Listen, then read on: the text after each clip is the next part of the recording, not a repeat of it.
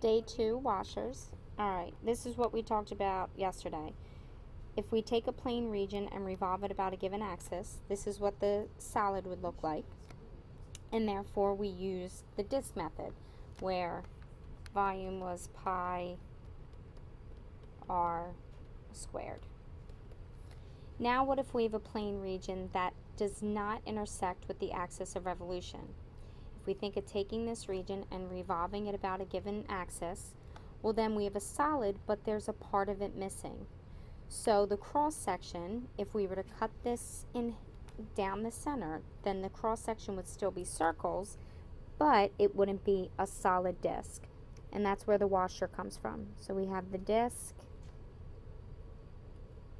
but the revolution has a hole in it.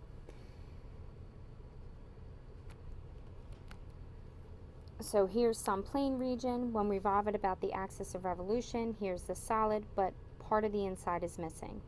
So the washer method, volume is still pi r squared, but notice now we have big R and little r. Big R represents the distance from the function to the axis of revolution, with the function further away from the axis of revolution. Let's look at our representative rectangle. So the top of the rectangle hits the function on top, and the bottom hits the function with the smaller y values. So we take this function and square it, and we subtract the function on the bottom and square that. The biggest mistake that's made, this is not equivalent to subtracting the functions and then squaring that difference. You have to square each individual function and subtract them.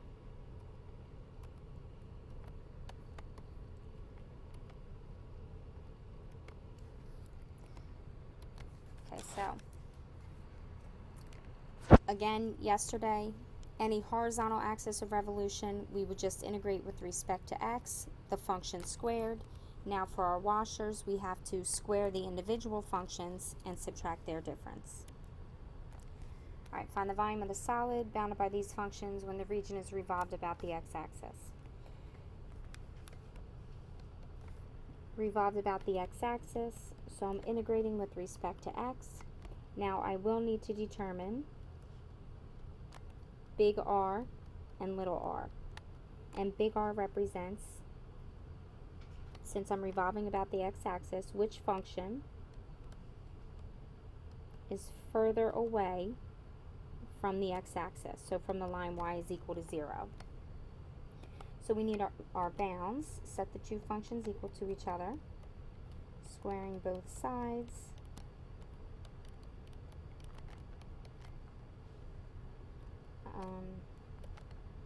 So x equals 1, x equals 0. So now we can go back and look at a test interval. So between 0 and 1, if we pick a half, let's pick an eighth, because we can, let's try again. Let's pick 1/4, because we can take the square root of that easily.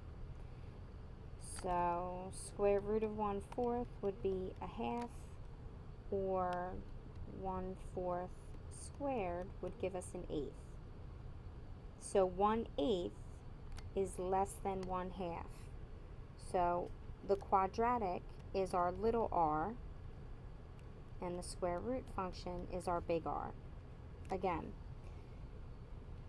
the square root function is further away from the value y is equal to 0. So that would be what we call the big radius. That would be the outside function when we look at the revolution, and our little r would be the quadratic. So between 0 and 1, square root of x squared minus x squared squared. So we have x minus x to the 4th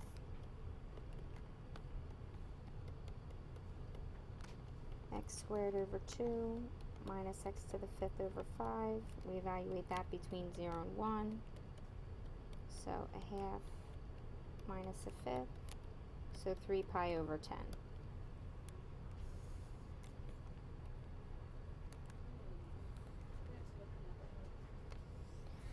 Find the volume of the solid bounded by the two functions y equals x squared and a line 2x when the region is revolved about the y-axis. Okay, so our volume, we're integrating with respect to y, which means our integrand all needs to be in terms of y. So we're going to have to solve our function for x equals something so that y is in our equation. Alright, so we take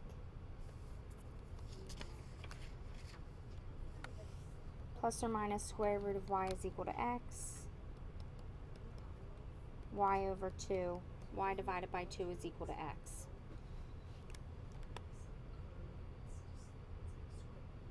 Okay, to find the points of intersection, and notice I'm keeping the plus or minus because you're going to see it'll go away. When we square a positive or negative, it's the square root, it just makes the whole answer positive.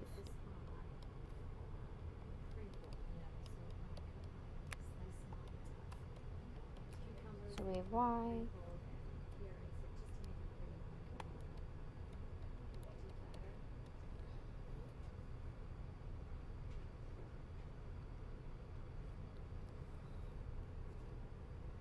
What did I do wrong? Y is equal to 0.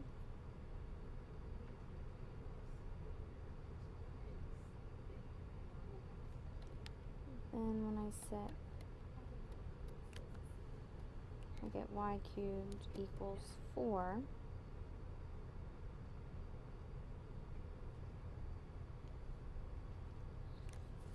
Alright, let's try another method.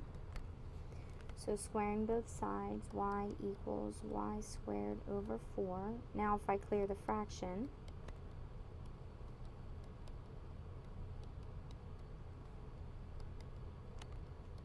and minus 4, so now my boundaries are 0 and 4.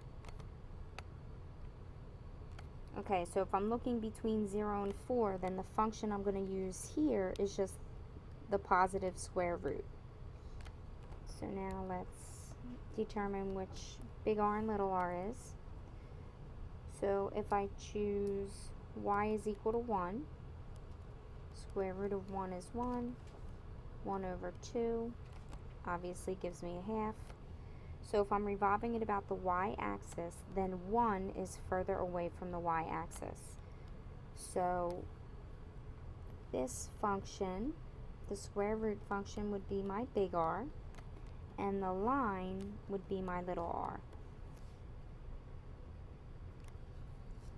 So when we set up the volume, pi 0 to 4, square root of y squared minus y over 2 squared dy. Because I'm out of room. Evaluate this definite integral.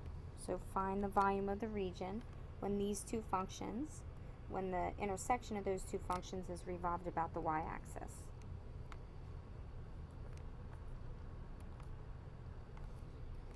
Find the volume of the solid bounded by the graphs of y is equal to x and y is equal to x squared when the region is revolved about.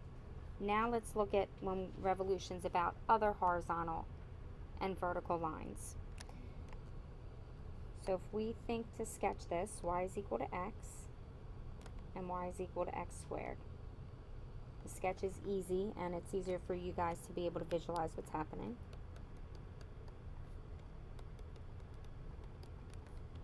So solving.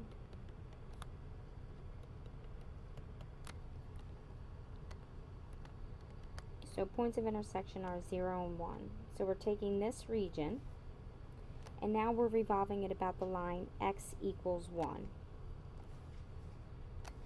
So if I have any vertical axis of revolution,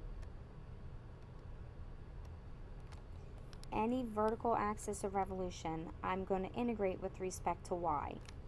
And the washer method we would use as well. We just need our entire integrand in terms of y.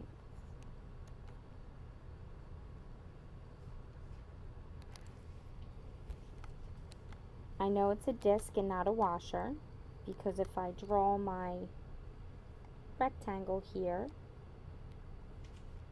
I have this area would represent the hole in the solid.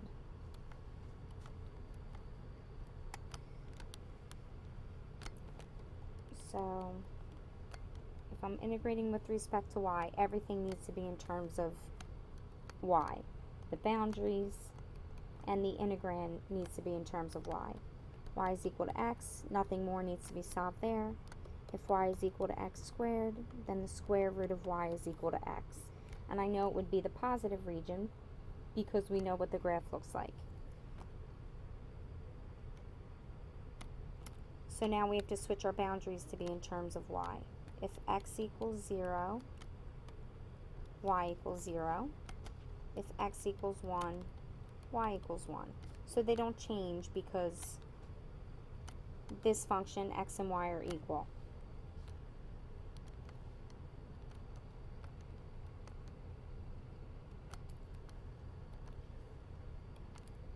Now from the graph, we can already tell that the line is further away from the axis of revolution than the parabola is.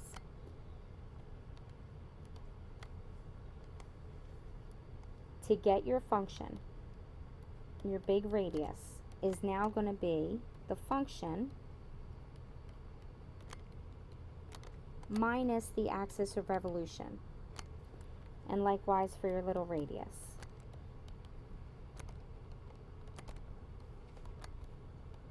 So the new step when we revolve about other horizontal and vertical lines, so not the x or y axes, when we determine our big radius and our little radius, if we look at the representative rectangle, what's the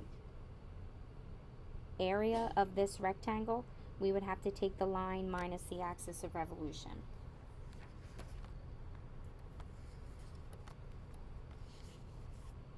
Okay, so volume equals pi. We determined the integral to be from 0 to 1.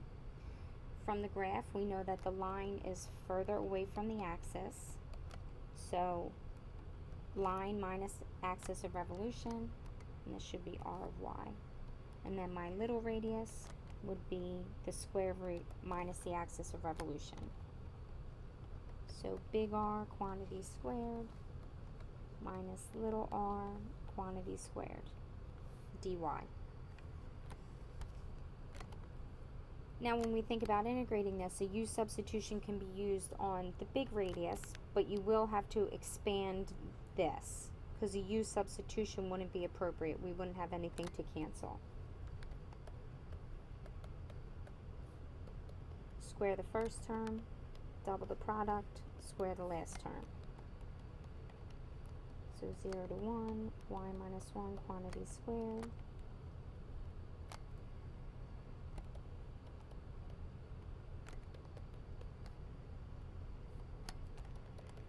Okay. So my last step, I will distribute that negative.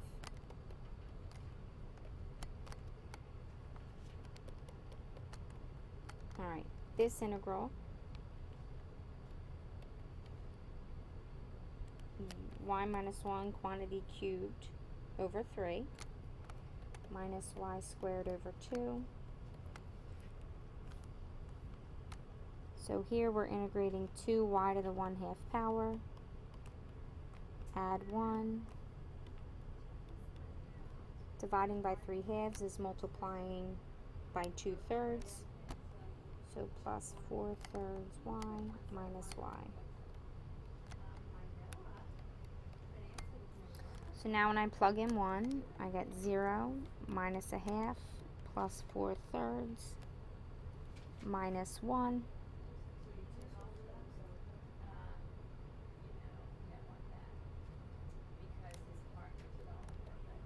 And then when I plug in 0, all of these go away, but be careful. This one does not go away. So minus a negative 1/3. Okay, we'll pick up here in class.